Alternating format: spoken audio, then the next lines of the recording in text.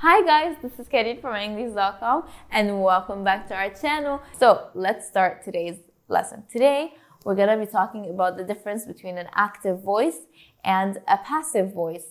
So an active voice is a sentence where it starts with a subject, a verb, and an object. And it's in that order: subject, verb, object. So I have a sentence right here that works as an example for an active voice. They built the house. So they, subject, built, verb, the house, object. A passive voice is the complete opposite. It is object, verb, subject. So it flips the active voice, and it can be translated in the house, object, was built, verb, by them, subject. So we start with the object, we then move to a verb, and usually we have auxiliary verbs because we need helping verbs when we are talking in the passive voice. In the active voice, it does not need to have an auxiliary verb in it to help the verb. However, in the passive voice, we need to have an auxiliary verb helping the root verb in its function in the sentence. As we noticed in the passive voice in the example behind me, the house was built by them. So we used an auxiliary verb was and then the root verb built.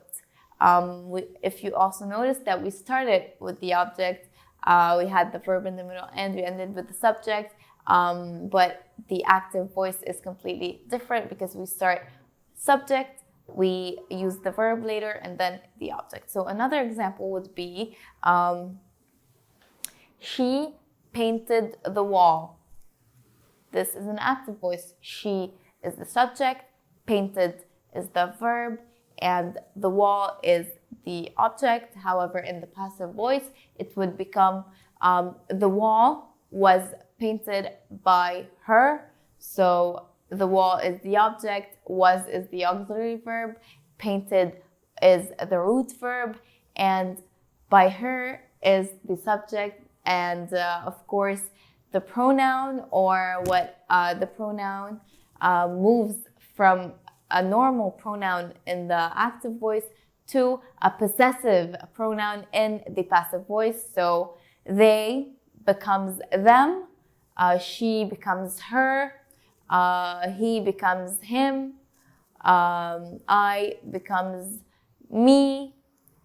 So we move the pronouns, or we shift them into possessive pronouns at the end of the sentence, because that is where subject is placed in the passive voice. So I hope this lesson was beneficial for you. I hope that you learned a bunch of new things, how to use an active voice, how to use a passive voice, and what is the difference, what's the structure of the sentence of an active and a passive sentence. I'll see you guys next time. Bye.